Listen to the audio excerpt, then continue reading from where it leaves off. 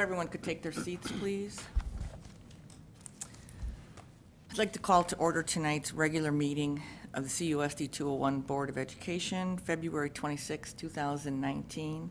And roll call, please. Mr. Armstrong. Here. Mrs. Charlton. Here. Mrs. Coyle. Here. Mr. Price. Here. Mr. Rudy. Here. Mr. Strohmeyer. Here. Ms. Wilson. Here. Thank you. If we could stand for the Pledge of Allegiance.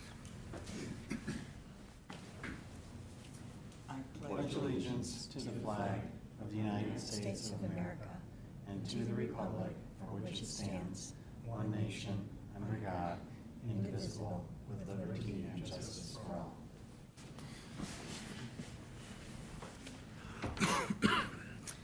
Also, at this time, we'd like to observe 18 seconds of silence in memory of Beth Dunlap from Downers Grove North.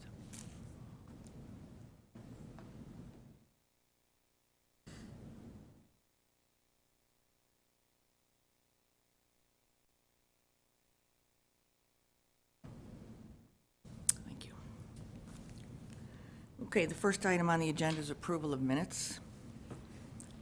The chair will entertain a motion to approve the minutes of the February 12th, 2019 regular meeting of the Board of Education as presented. So moved. Second. All in favor? Aye. Any opposed? Okay, motion carries. The chair will entertain a motion to approve the minutes of the closed session of the February 12th, 2019 regular meeting of the Board of Education as presented. So moved. Second. All in favor? Aye. Any opposed? Okay, motion carried. Are there any public comments? Okay, consent agenda. The chair will entertain a motion to approve the consent agenda as presented.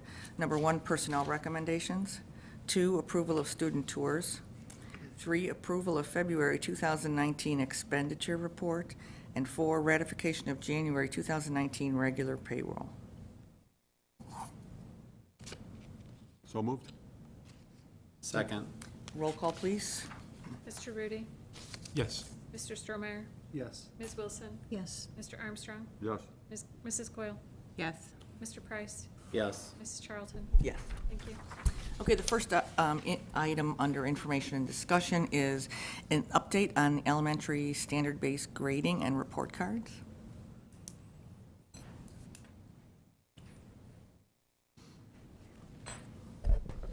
All right. I'm Tim Weiler from Miller Elementary School. Lindsay Peterzak from Manning Elementary School. We wanted to say thank you very much for allowing the pilot to take place this year for the elementary teachers to really look at how to get our students at grade level. And the one way we realized, based on research, to do that is really taking a look at how we grade and assess and then how we communicate with parents. And so far, we have followed the plan that we introduced at the beginning of the school year. We have met as a committee with parents, staff, teachers, and administrators numerous times since the summer, and 2 times since the board meeting we presented. We had a district open house on anyone that was interested in learning more about what the pilot would look like. We had really strong feedback. We had over 20 families from both schools that came to Miller, and a lot of good advice and some feedback. Some of the main questions that they wanted some answers to were, what are we doing for the kids that have exceeded before assessment is done? So that's one of the things the teachers are talking about in their PLCs. The teachers are giving us really great feedback on the report card and the way it is laid out. There's a couple pros and cons to it, and we're hoping to present at the end of the school year what we would like to see in terms of report card for next year. It would definitely look a little different, but there's enough information on the current report card to give parents feedback on what they can work on at home, which is the whole purpose of the report card, allowing teachers to assess better and kind of target the skills and the tools that we're working on current in the classroom, and then tying those to the quarters. And we have another parent-teacher conference coming up. Perfect timing for our 3rd quarter report card and conferences. It aligns up within a week. So another opportunity for parents to talk with the teachers and as well as the administrators on any questions they had on the new report card system. And as you recall, the report card system is only new for our current 4th and 5th graders, because previously it was always standards-based in K to 2. So our current 3rd graders really didn't see a difference. It was really our current 4th and 5th grade families. And I only had one parent that stopped by my office during my open office hours for the first parent-teacher conference both days, the Thursday night and Friday morning. And they came in and said just how great the information was that they're getting from the teachers and the new report card system. The other positive feedback that we've received was parents that have kids in multiple buildings. The new format, the layout is very similar. They really enjoyed seeing the consistency among the 6th grade levels. Also, just being able to be aligned across grade levels. So every 2nd grader, for example, is being assessed on that same criteria, and we use PLCs as a time to collaborate ourselves, is really powerful. And so not only between teachers in a building, but also between Manning and Miller, seeing that cohesiveness is another bridge that we're building, and standards-based reporting has allowed us to do that immediately.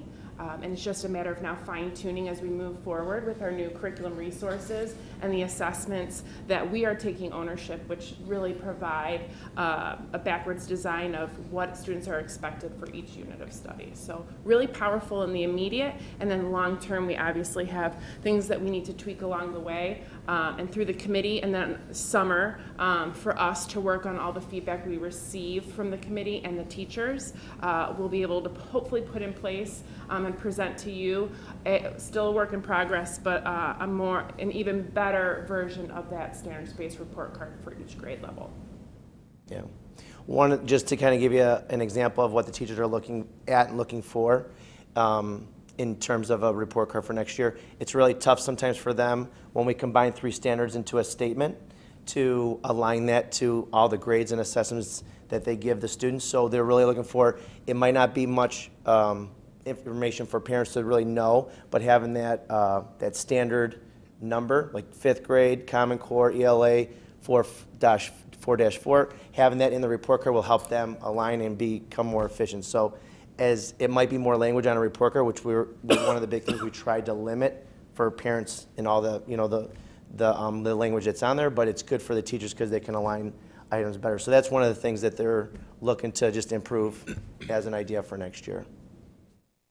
And I think another piece that we've thought on our end is we provide quarterly feedback, and that's through report cards, but it's also showed us and made us think about how in between those quarters we can update our families in the progress and continue to give specific feedback. We do that in the classroom with students, but that doesn't always travel home in that same format to parents, and so thinking about ways and some of the tools and resources we have through Benchmark, through Ready Math, and then through Mastery Connect, which is a tool that we utilize K through 12, so that that communication can be constant and not just at that quarterly mark. Next steps would be at the next parent-teacher conferences, offer office time for parents to come in and talk with us if they didn't get answers or their time was limited with the teachers during conferences, as well as meet one more time as a committee. And then hopefully by the second to last board meeting before the end of the school year is have some kind of template or drop of what next year's report card we would be recommending for you guys to look at. Thank you. Any For the questions? communication piece, is there any thought of doing something with Skyward with notifying parents or getting real-time information in them for them to review? So like a live grade book, like Yeah, a weekly I'm- update for. We're working with Mrs. Springer Chris Springer on that piece. Everything that the report card does is in Skyward, but training and figuring out how it's going to adapt to the elementary model would be something that we would need to look into, if that's what you're looking for. Something Well, more I'm like looking that. for, you were talking about communication, more communication between report cards, like a progress, if there's any mechanisms in Skyward to I see. track that. So parents, when they log into Skyward, they can automatically see some of that more real-time progress, I guess, is what I was Sure. asking. So having the comparison to Skyward, which is a tool that looks like Gradebook, Mastery Connect, and I briefly went over just that it's a data tool, but it allows us, and it's a management tool to collect information. You can put in quick checks that you do informally for students, all the way through like a big unit assessment into the program, and then it helps per standard show where a student's progress is each time you check in, which really aligns with that standards-based approach. We have not rolled it out yet to that parent side because it's very new to our teachers as well as parents, but it does have that portal available. Some teachers in classrooms have explored that and shared options home, but that is in the very early stages, but that is an option. So between Skyward, think of it, it's like a master Google sheet of what, and conditional formatting, that's what Mastery Connect does for teachers, but that would be a tool. And then looking at Skyward and what it has to offer, because it does have the option. We have a grade site that's 6 through 12 that we've used. It also does have a standards-based version too, but we are not at that place yet to say this is how we're reporting out.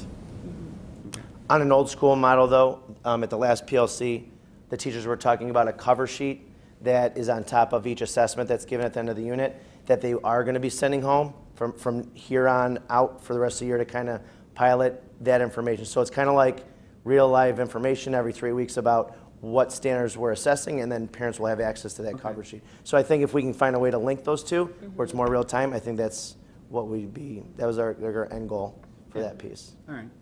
Thank you. Does that cover, you mentioned the cover sheet, you had also mentioned that like an ELA 4.4, and yes, it's more jargon on a Yeah. sheet for the parents to see, but can a beginning of the year, each quarter, whatever, a syllabus of some type? Yes. Yes. To explain what that means to parents so that maybe it, kind of decodes some of Yes. The parents on the committee, that's a big thing when we first started the process, either have a rubric or a quarterly decoding mechanism to help parents at home read what's coming home on the report card. So, Like with the commitment between the two schools, that can be a one yes, sheet a thing district that- form, yeah. yes, yeah. And the great thing about those cover sheets is we don't just utilize them for parents, they're written in student-friendly language. As students have a portion in the reflection process of that, so they can actually see their progress per standard.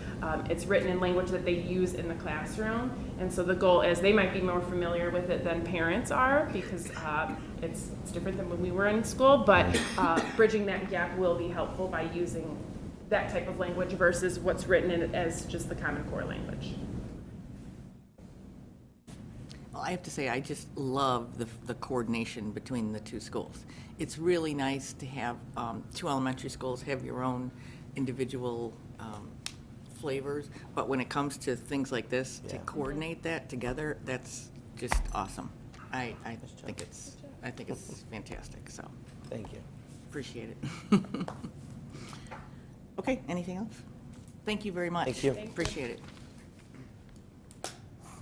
Okay, the next piece would be Comcast-wide area network, WAN, and internet proposal.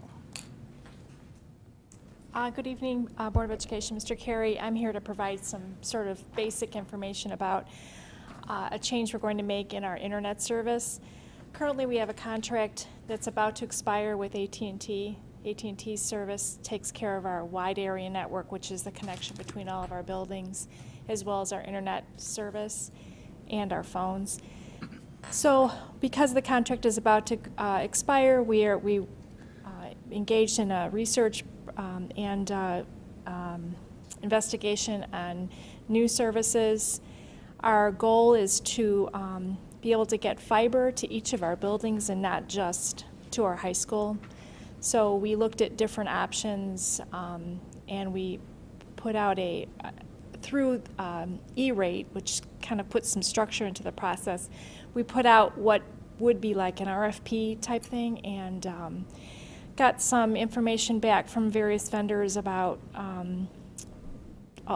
methods to get our internet to all of our schools. One of the things that we were looking at was perhaps digging for fiber at each of the buildings and maybe leasing it from a company.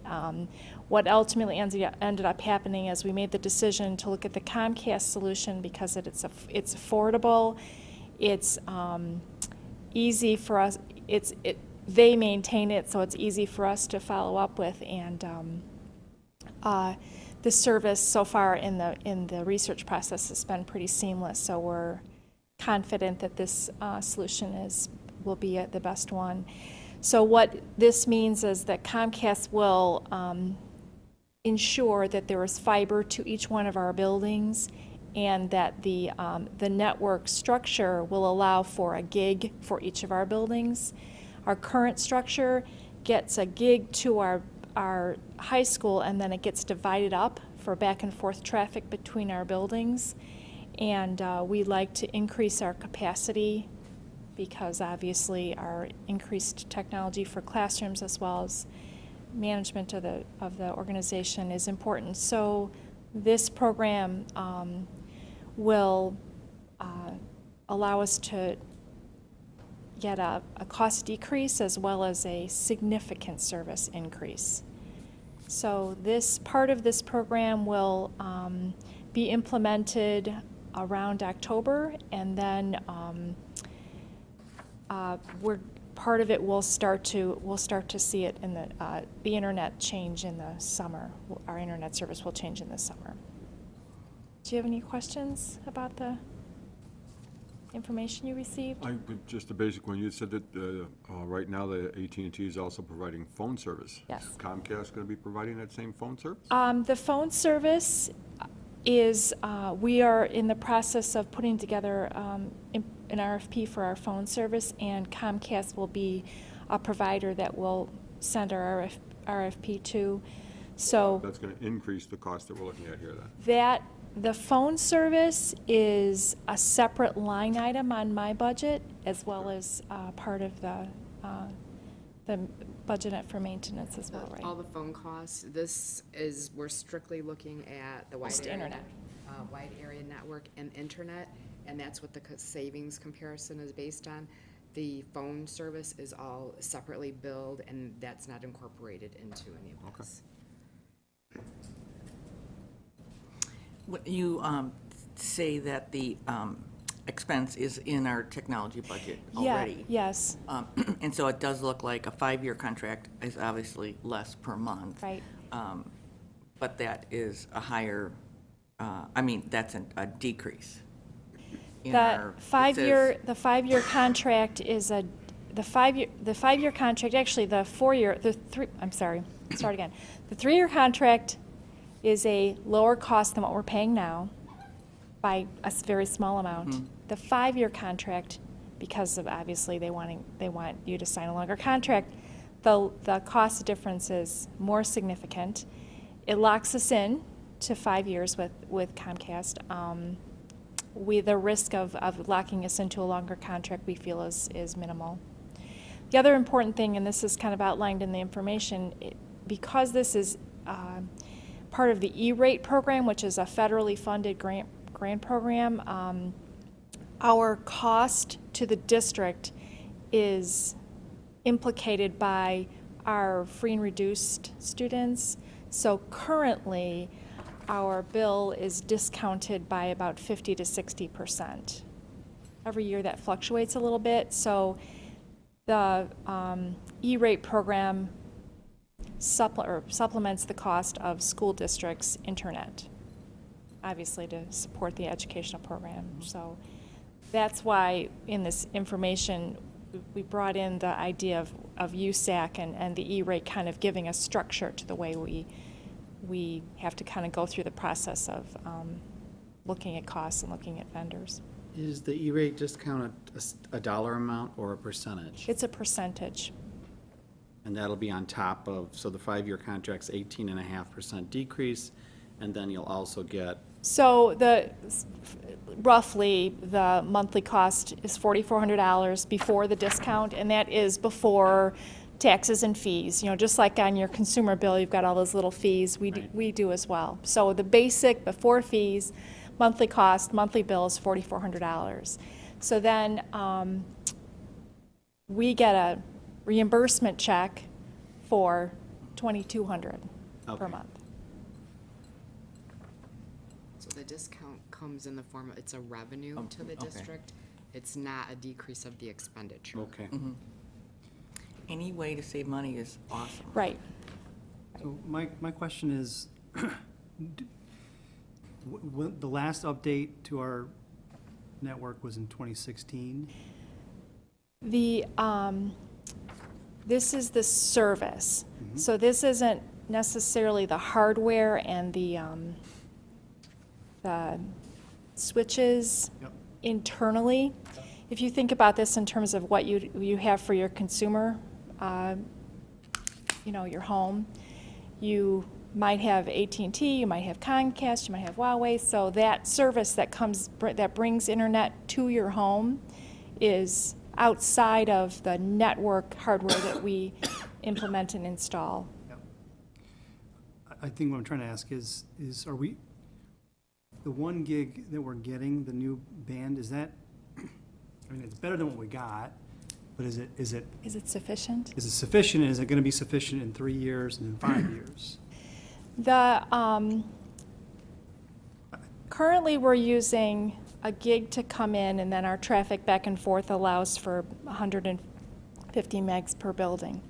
We're kind of pretty much maxed out during peak times for that, but we are not at the maximum currently at our building. So 1 gig going to each building is going to be a tremendous increase. Now, your question is that future-proofing our system? Yeah. This contract is at minimum 1 gig. We can always go back to Comcast and ask them to increase our capacity for We need internet. to get more fiber to do that? The fiber that they're going to install is, the pipeline is big enough to do far more than, So they I can don't add have. more, they would add Yeah, more. it's, we're gonna, I guess the way it was explained to me is it's 12 strands, we're gonna use 2 strands. So, and each, and, Okay, does that help? that's good. Okay, anything else? Thank you. Okay. Thank you very much. Okay, we are going to change the order around since we do have a guest here today. So we are going to next talk about the presentation of the fiscal year 2018 audit.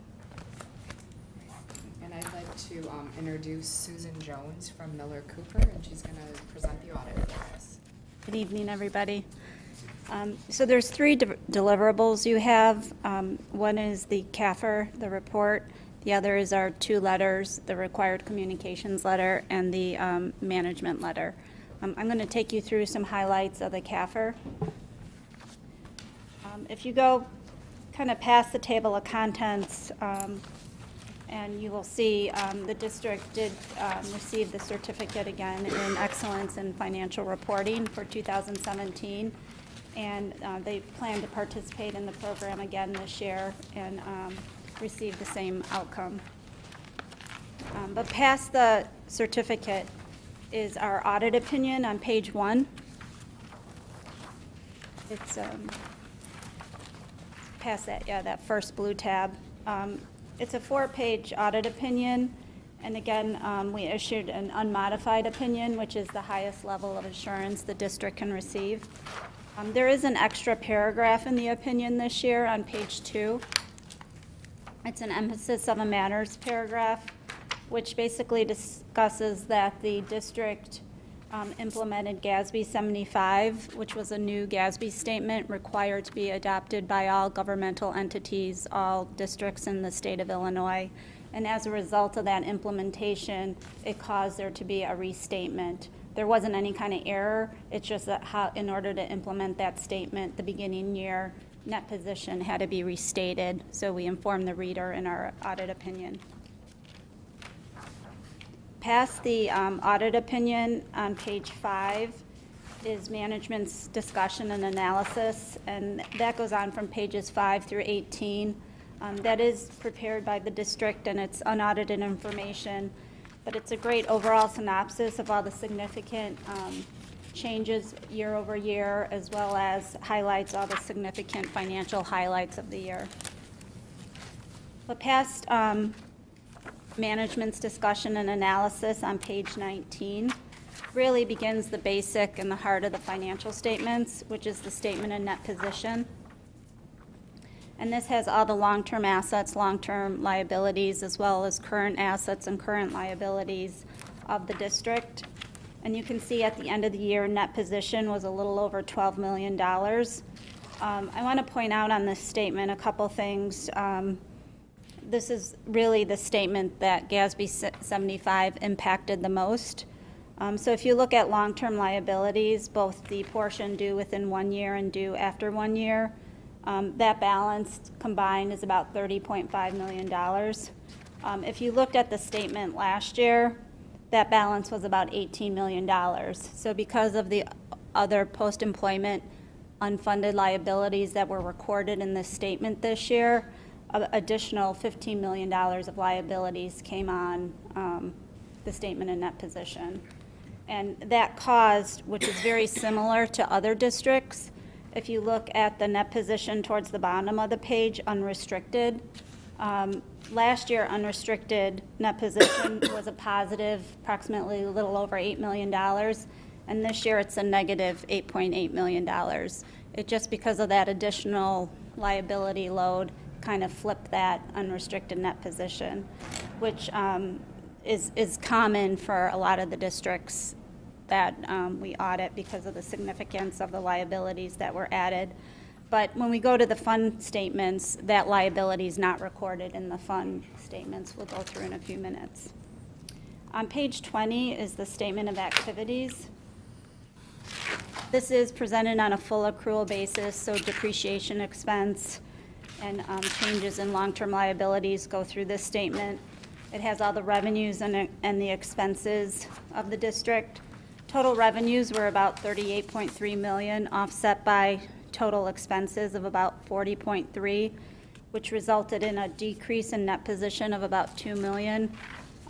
Primarily, the reason for those decreases is the result of just an increase in expenses being recorded in 2018, primarily in instruction type expenses. Last year, the district was more of in a break-even basis with total revenues of $37.4 million and total expenses of about the same. Turning to page 21 and 22, these are all the major governmental funds. This is what you're more used to seeing on an interim basis. The long-term assets, the long-term liabilities, the impact of all the pension liabilities and the post-employment benefits are not recorded in these statements.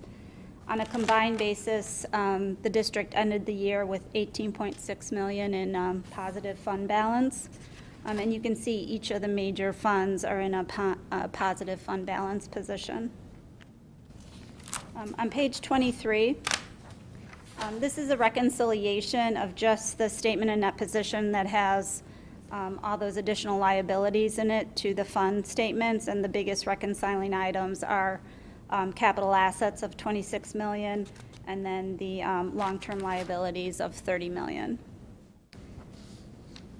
Turning to page 24 and 25. This is the statement of revenues and all the expenditures that went through the district in fiscal year 2018. On a combined basis, there was a decrease in fund balance of $711,000. And most of that is coming in the general fund, the first column to the left. And within the general fund, it's being generated mostly from the educational account. So there was deficit spending where revenues were less than expenditures by a little over $700,000. Each of the other funds had increases of revenues over expenditures, except the capital projects fund, and that was just the residual for the projects that you did in prior year, the capital projects. So again, on a combined basis, total fund balance decreased a little over $700,000 to end the year at $18.6 million. Flipping to page 27, this is just the assets and liabilities of the fiduciary funds, the agency fund, which is mostly the student activity funds, and the private purpose trust. And on page 28, there's just a roll forward of the activity going through the private purpose trust fund. Net position at the end of the year on page 28 was close to $8,000 in that fund.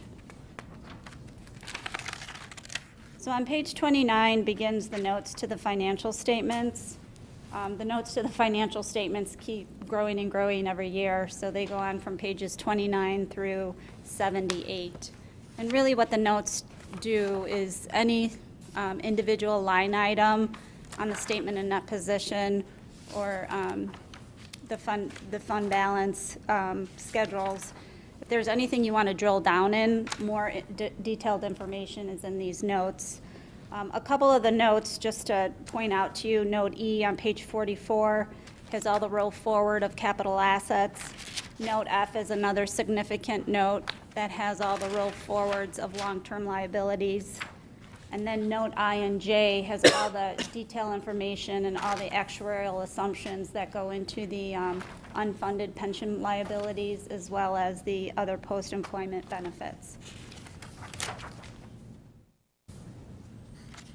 Other than GASB 75, all the significant accounting policies of the district remain the same, and GASB 75 was adopted as a restatement, as mentioned earlier. So past the footnotes to the financial statements begins on page 79, required supplementary information. The next several pages really dig deeper into the disclosures related to the pension liabilities. The first on page 79 shows the IMRF plan, and you can see towards the bottom of the page, the IMRF plan is fully funded, and in fiscal year 18, there was actually an asset recorded on the books and not a liability. IMRF generated significant amount of investment income to kind of help build that asset. You can see in 2016, it was about $1 million of investment income, and then during 2017, it was about $2.7 million. And then on page 81 and forward, that has just more detailed information related to the pension disclosures. Turning to page 86, starting here, the information that follows goes through each of the major funds of the district and drills down a little bit deeper into individual revenue and expenditure line items and compares it to budget and actual. So if you wanted a little bit more information on budget to actual comparisons that isn't in the front statements, this is the portion of the report you can kind of drill down a little deeper in. Then the last section of the report is the statistical section.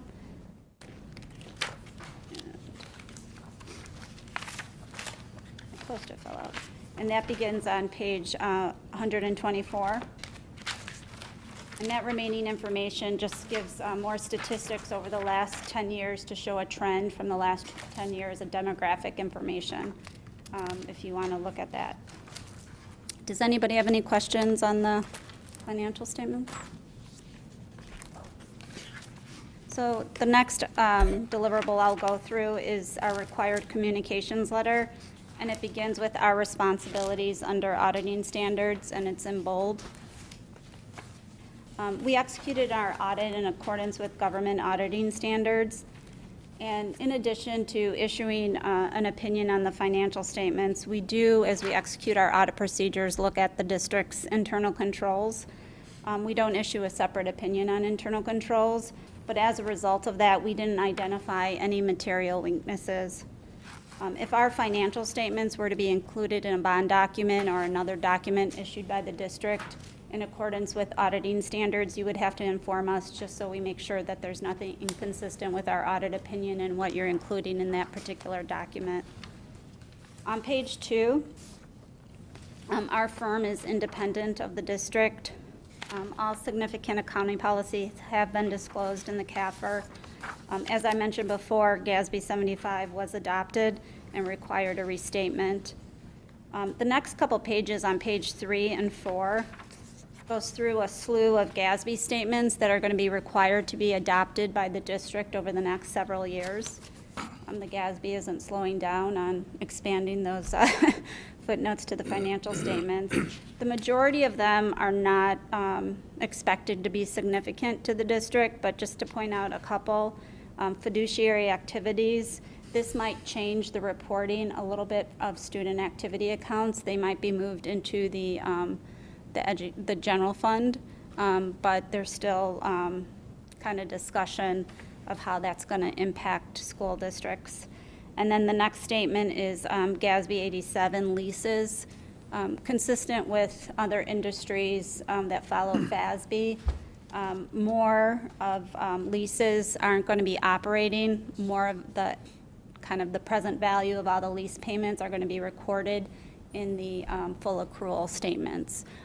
Both these FASBs aren't impacting the district until 2020 and 2021, but we'll work with Kim to make sure we implement them correctly. On page 4, significant estimates. As part of our procedures, we do look at all the significant estimates of the district. And most of those estimates are all the actuarial assumptions that go into the post-employment benefit calculations, as well as the defined benefit plans, as well as the self-insurance. And we find all those estimates to be reasonable.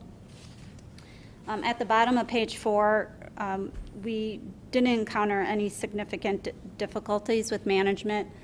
Kim is always ready for the audit, and her team. We receive transparency of information when we talk to every member of staff, and it's timely information. As you're aware, I'm here in February, and usually I'm here in November or December. We did have to, the state controller's office had to reissue a report that all school districts rely on to determine the OPEB liabilities. That report was reissued at the end of November, so it kind of slowed down the process of issuing the CAFR. On page 5, if we identified any errors during our audit procedures that weren't recorded, we would have to report that to you, and there were none. We had no disagreements with management, and we're not aware of any consultations with other accountants. The last item I wanted to go through is our management letter recommendation. We didn't identify any material weaknesses as we executed the audit. We did identify one significant deficiency related to the census data, which was that went to the actuary. Some of the census data was wrong. It had the wrong date of hires, which impacted the calculation. Management kind of went through and scrubbed through that information during the audit process, resent the information to the actuary, and it was all corrected. And they have a plan in place to kind of maintain that information going forward.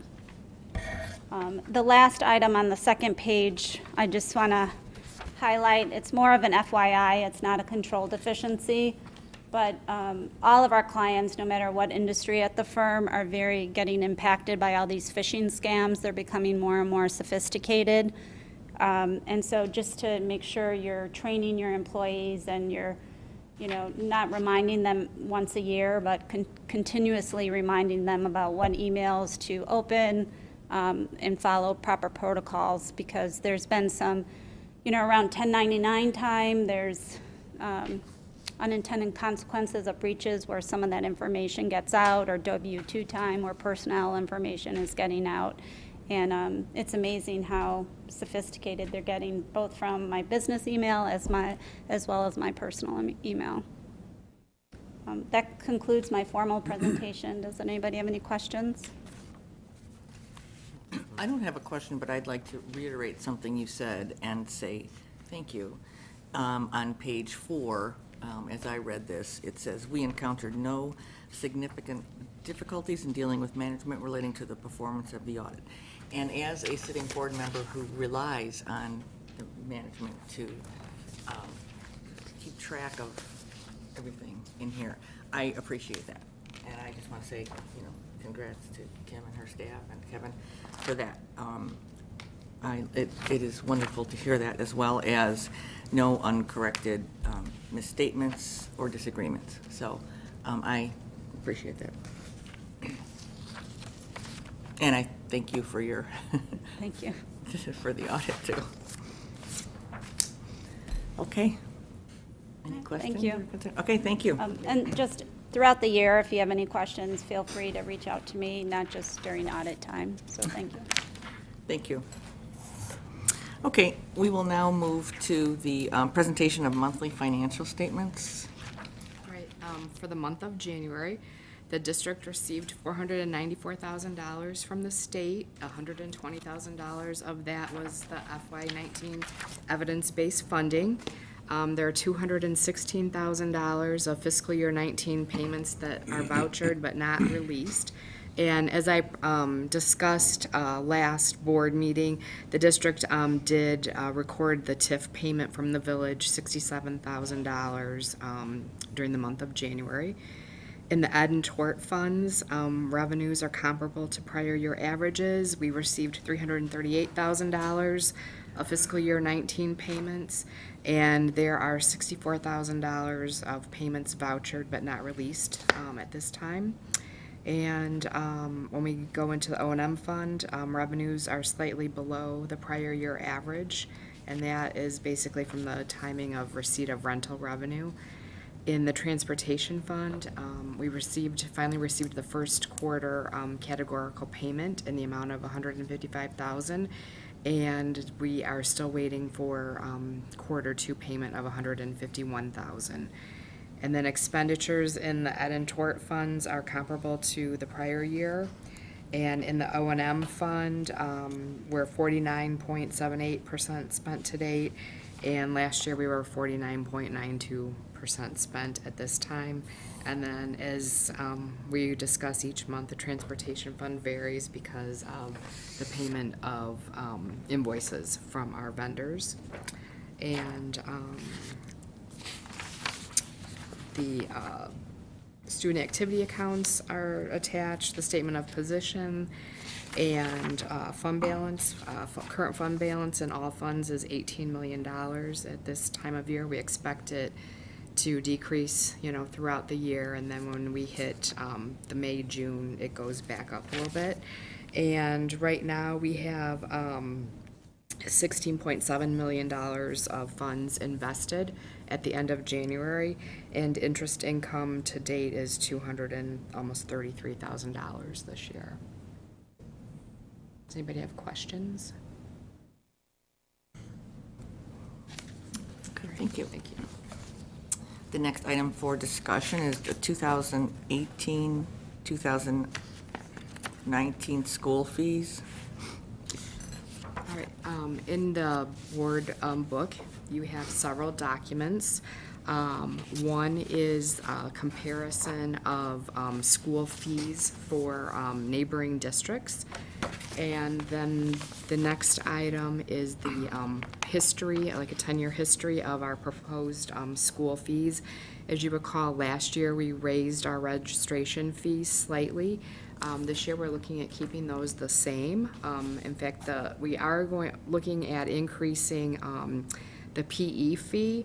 As you recall, the junior high and the high school implemented a program where they incorporate heart rate monitors into the PE courses, and they have asked for a $10 fee increase to cover the cost of those heart rate monitors and replacement of those over time.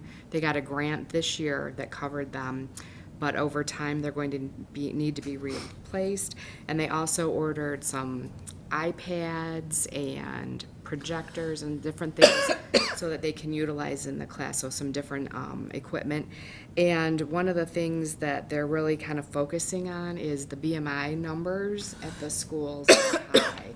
And so they're really trying to look at ways to get kids moving and active, monitoring their heart rate and doing some things. So that's why they had asked for the increase in this, with kind of the emphasis on that and on some other fitness type of equipment as well. So that's the only change that we're looking for this year. And then the other thing I just wanted to make you aware of is that we still don't have the tool from the state that allows us to calculate what our lunch prices need to be. And we had the same thing happen. We didn't have it in time for our fee approval last year. So right now, lunch prices are remaining the same, but I may come back to you in another month or so once we have that, if it's determined that we have to raise those prices. Does anybody have questions or concerns about the fee? I think it's good that we're trying to maintain kind of where they are right now. I reiterate that. And anything that helps with fitness, I'd like. Okay, anything on, we're going to vote on that in a couple of minutes. So. Okay, the next item, 2018-19 budget input. As the admin team, as we're working through the budget process, and if the board remembers, I shared with you our timeline, and right now at this meeting, or if the board wants to think about it, and then we can ask for your input at the next board meeting. But right now, it's the board's opportunity, if there's any programs, projects, anything that you think that the admin team should be looking at as we put together our budget. This is your opportunity to have that input. With the understanding that Mike Maros is still working on the 5-year capital plan, and so that information is going to be brought to the board at a later date, and the board will have an opportunity to take a look at those projects and help prioritize those projects. But this is the board's opportunity to, if you want any input into the budget process at this time. Okay, I would like to go third rail again. We haven't talked about this in a while, but it would be, if it's feasible, to find out what we can do about the pool. That was kind of one of those leftover things that we did not do because of the referendum. And when I say the pool, just so I can be clear, it is about what to do with that space. Whether we can reutilize it to better benefit the students, or for a pool. Now, I don't want to weigh in right now what my opinion is, but it would be just nice to try to figure out something. Obviously, it comes with a price tag, but to kind of get the feel for. Sure. Just refocus on it again. Yeah, a focus on it again, yeah, so. That was all I had. Well, I had something a little different, and it's not as big of an ask as that was. Oh, thanks. But it's been a long time, and the school band uniforms are in horrible shape. And I don't think we even have any idea how much it would cost to replace them, but these students do go out into our community and other communities and represent us, and we should at least understand what they're going to cost and see if there's anything we can do to replace them, because they're in bad shape. So I know that they're, I think, a decade and a half old or something like that. So you can imagine how many students have worn these and just taken outstanding care of them along the way all the time. So, but anyways, I just wanted to put it out there. So, Okay. Thank you. Anybody else? Okay, so there'll be other times to Right. to share I'm sure when we Christmas list. see the 5-year I mean- capital development plan. suggestions. Okay. Thank All you. right. Thank you. Then the next item is the presentation of the fiscal year 2000. No, we did that. I'm sorry, that is, well, we did that already. The 5-year financial projection update.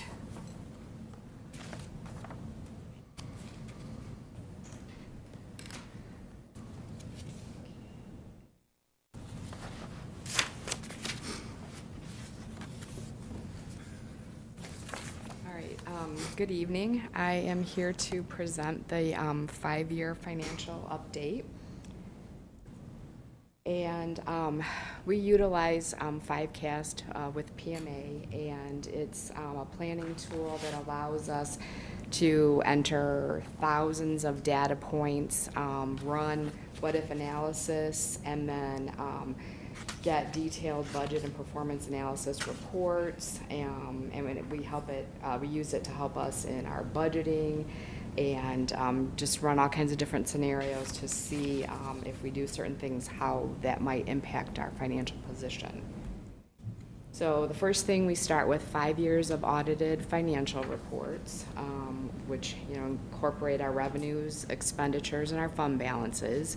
And so our FY19 current budget and the detailed general ledger data from that is what drives the forecast. We also look at our tax levy, our extensions, we consider maximum tax rate, and then various assumptions around what we think is going to happen with the tax levy, like CPI, new growth in our EAV. We look at our equalized assessed valuation. We also look at enrollments and then other district assumptions that we might want to incorporate. So the first thing we're going to look at is our fiscal year 2019 budget. So our operating budget, which includes the education, O&M, transportation, IMRF, Social Security, and tort funds. The total operating revenues are $26.5 million, and as we have presented in the past, the majority of our revenue is from property taxes, 84.6%. We get about 3% of federal revenue. Our state revenue is 3%. Our evidence-based funding revenue is 5%, and then other revenues are 4.4%. So that revenue is generated, obviously, again, largely by our taxes. And so this is just a history of what the CPI has been since 2013. And you can see we've had some fluctuations. CPI used to run around 2.5%. It has changed significantly over the last 10 years. We came off of some lows of 0.8 and 0.7, and then 2 years of 2.1. And so for our 2019 levy, the CPI will be 1.9%. That was the December 31st, 2018 CPI.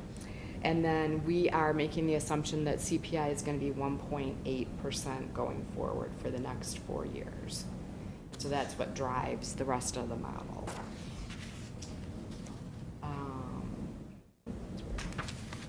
So the next thing is we look at our revenue sensitivity. So any changes in the CPI, 1% increase or decrease is $233,000, and $1 million change in new property is a $43,000 change. When we look at our other revenue, one of the assumptions we made is the corporate personal property replacement tax. We're holding that steady at $247,000. There hasn't been much change in that. It's very difficult to predict what they're going to do with that. And there's even some talk about them decreasing that. So we'll continue to monitor that as we develop next year's budget. In terms of the rest of our revenues, we did not change any of our other revenues. We kept all of our grant funding the same for last year. Again, it doesn't move by very much each year. But I did increase our interest income by $50,000 in the ed fund and $10,000 in the O&M fund based on the interest earnings that we've received this year and the fact that rates have gone up quite a bit. General state aid is projected at the fiscal year 19 level. That's our evidence-based funding model, $1.3 million. We are a Tier 4 district, so we do not anticipate receiving any additional funding. And then again, all their state grants and federal grants are being budgeted at fiscal year 19 levels. And what's important to realize with that, if our revenue from those grants increases, our expenditures have to increase by the same amount. So you could, technically, budget those at zero and there's no impact. But anyway, if we get more federal or state revenue, we have to increase our expenses because we have to spend that money. It can't go to increase our savings. When we look at fiscal year 19 budget for the expenditures, again, $28.8 million for the operating funds. And our salaries and benefits comprise about 74% of our expenditures. And then purchase services, 11%, supplies around 6%, capital outlays 1.5%. Our teacher salaries are based on the current contract, and that's 80% of CPI with a floor of 1% and a ceiling of 3%, plus the step and lane changes. And all other staff, right now we're in there at between 2% and 4% annual increases. I'm sure we'll be adjusting that as we continue to develop the budget. The contract for the WCMA and WESPA expire at the end of fiscal year 19, so their annual increases are yet to be determined, but there's a placeholder in there. And then health and dental benefits. Last year, I had modeled 6%, but our benefits have really been doing pretty well, so I bumped that down to 5% increase for FY20, and then held that steady beyond. Then our purchase services and supplies right now are in at CPI annual increases, so that's 1.9% for next year. Our special ed tuition trends about 4% annual increases. It does fluctuate some based on student movement in and out of private placements. In capital outlay right now, no increases in the ed fund. In the O&M fund, again, purchase services and supplies at the CPI increase, and capital outlay right now, no increases. We will look at that when we do our capital development plan and determine if we need to make some changes there. But again, this is just a base level for us to make other assumptions off of. And then transportation, based on our contracts, a little over 3% overall annual increases for next year, which is nice because we're starting to see a little bit of leveling off in those contract increases. And then tort fund is a CPI annual increase. Right now, we have no additional staff projected. We have no legislative changes in school funding formulas. Hopefully they won't change it since they just did the evidence-based funding model. No changes to the property tax cap. Last year I had modeled TRS obligations, and this year I didn't do a separate model, but again, the impact would be about $140,000 per additional expense per 1% if the state shifted more of the TRS onto the districts. And then we have our known retirements. We have 7 at the end of this year, and then a few in each of the following years. So those salaries are taken out and the teachers are replaced and hired in at master's step 5, which typically is lower than what our retiring teachers are at. And then again, the FY19 budget is the basis for our projections. And then this particular chart shows our aggregate revenue and expenditures for those operating funds. And you can see that, hold on, it's hard for me to see on that screen. You can see that we've got our projected deficit overall of $2.1 million for fiscal year 20. And we're starting, if you look at toward the bottom of the page where there's fund balance as a percentage of expenditures, we're starting to hit our fund balance policy where we need to start looking at this. So I just wanted to kind of highlight that a little bit. So again, as we're starting to look at things and do some refining, we're going to do some refinements on this forecast. And then you can see our projected year-end balances, again, in those operational funds combined. We've actually, it's that top red line, we've actually been pretty steady over the last several years, somewhere between right around in 2014, $15.7 million, and fiscal year 18, $15.7 million. Have kind of gone up and down over the years. And then if our expenditures and revenues came in as projected for fiscal year 19, you're going to start to see, a decrease, a big decrease. Last year, we always are conservative in our revenues and project what our maximum expenditures. Last year, we did have, $700,000 of true deficit spending. So while we didn't deficit spend as much as projected, we are starting to see that trend of deficit spending. So we do need to start looking at making a change in that so that our revenues and expenditures start to balance out more going forward. And then this year, I put in the Ed Fund revenue and expenditure projections, just so you can see what portion of that $2 million the Ed Fund is. And it's projected at $1.6 million for fiscal year 20. And when you look at the fund balance as a percentage of expenditures, we definitely are getting below the fund balance policy line. So we need to start looking at that piece. And this, FY20 does have the savings from the retirements built into it. So,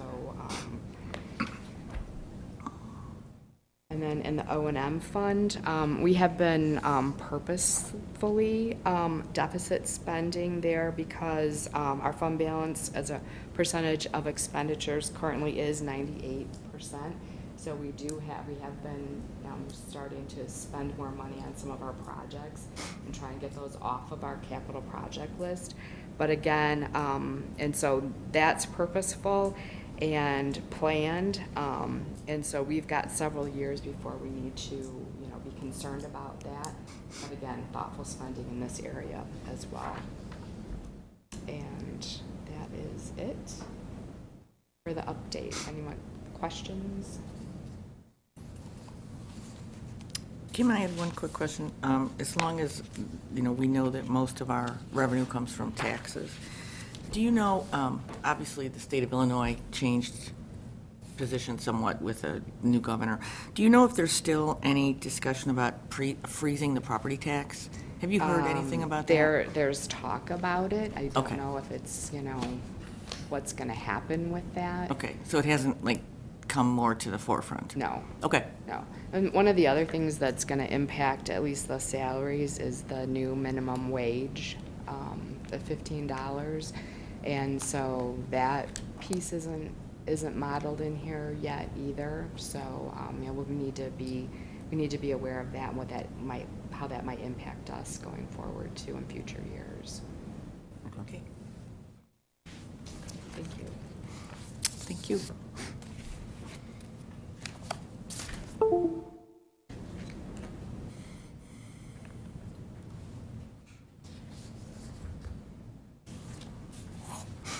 Okay, and then the next or last item is the 2019 summer school programs. So each of the grade levels presented for the board what they're proposing for summer learning for this summer. And there's some slight changes. In the past, we've always done two-week sessions, and feedback from parents and from our own staff was that maybe go with one session that was 3 weeks. And so that's what we're looking at. The elementary school program will be very similar to last year. They might have called it Summer Blast. This time they're calling it Summer Base Camp. But it will run June 10th through June 27th, 8:30 a.m. till 11:30 a.m., Monday through Thursday. It's for grades kindergarten through 5th. And the students are focusing on reading and writing and math skills, but it's through an inquiry-based learning that they do that. And we do provide transportation for students.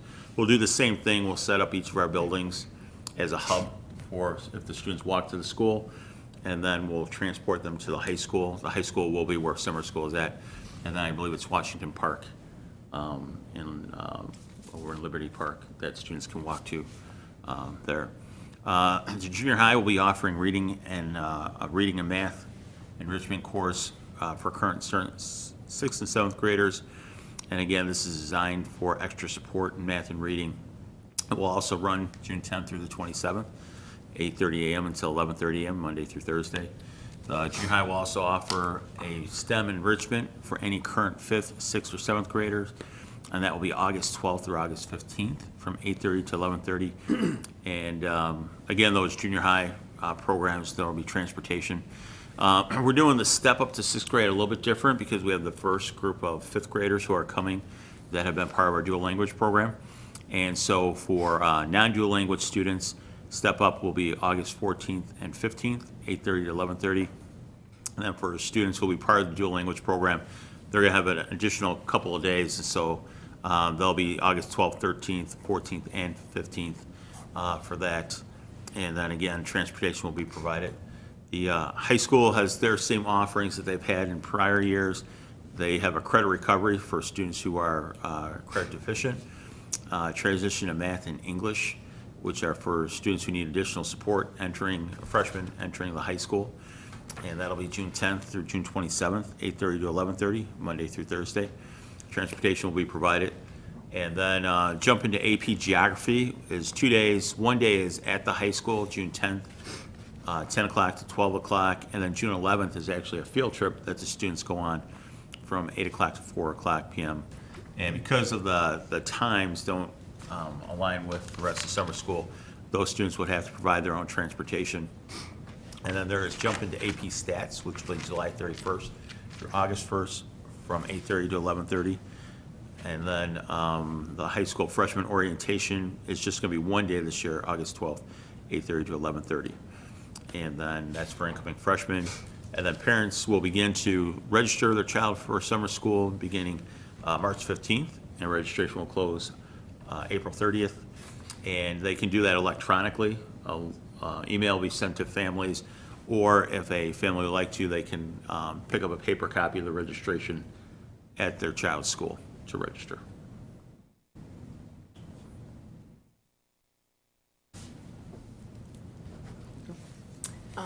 In looking at costs, so the elementary schools have a tuition just across the board, $35 for each one. Right.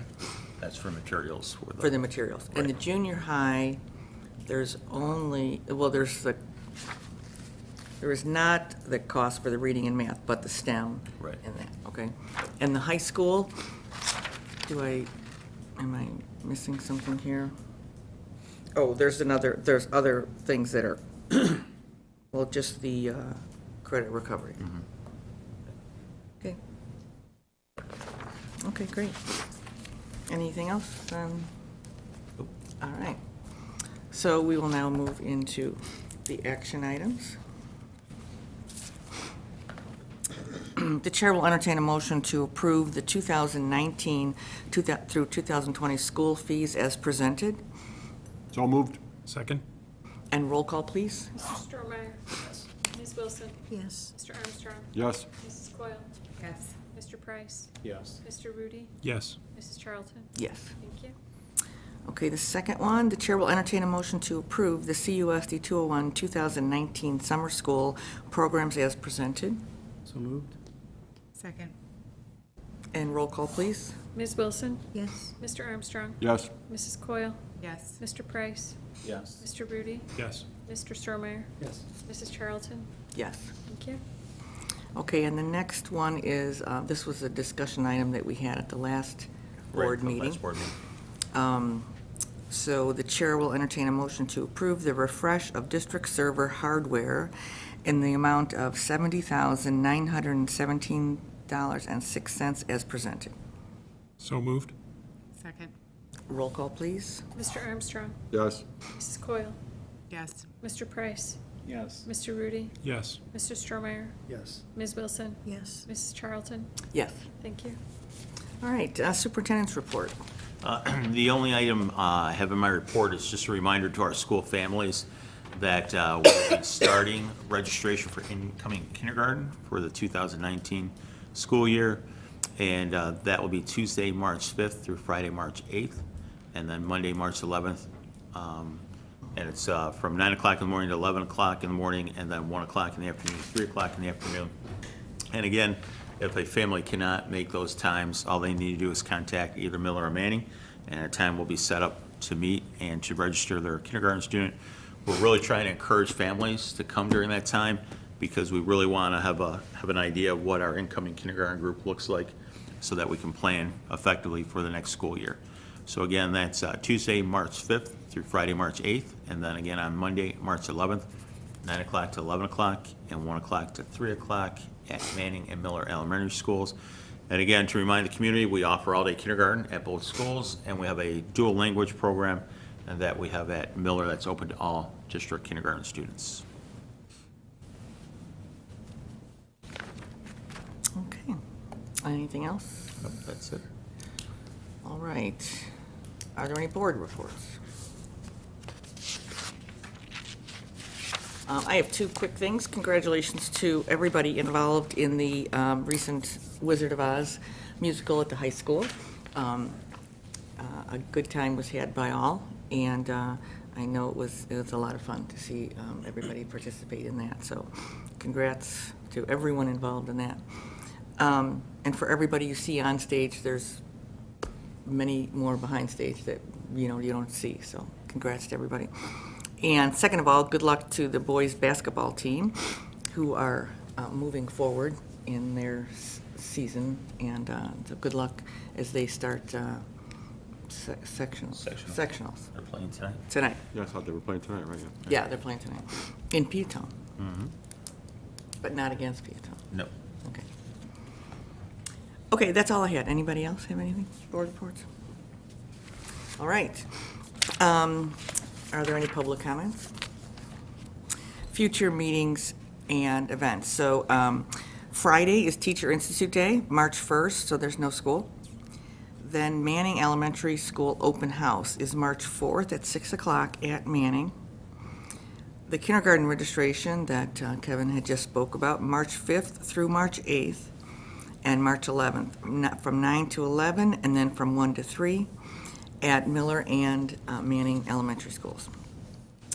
Then the Westmont Junior High School and the Westmont High School Spring Choral Concert, March 6th at 7 o'clock at Westmont High School in the auditorium. Parent-teacher conferences are March 14th between 5 and 9 o'clock p.m., and that is an early dismissal day as well. And then parent-teacher conferences, March 15th, 8 a.m. to 11 a.m., and that is no school that day, no school. And then the next school board meeting is March 19th, 7 o'clock here at Westmont Village Hall. The chair will entertain a motion to enter closed session for the purpose of discussing personnel issues, student discipline, the superintendent evaluation process, and staffing. Second. And roll call, please. Mrs. Coyle? Yes. Mr. Price? Yes. Mr. Rudy? Yes. Mr. Stromeyer? Yes. Ms. Wilson? Yes. Mr. Armstrong? Yes. Mrs. Charlton? Yes. Thank you. We have no votes, right? Nope. And so there's not going to be a vote after closed. Thank you.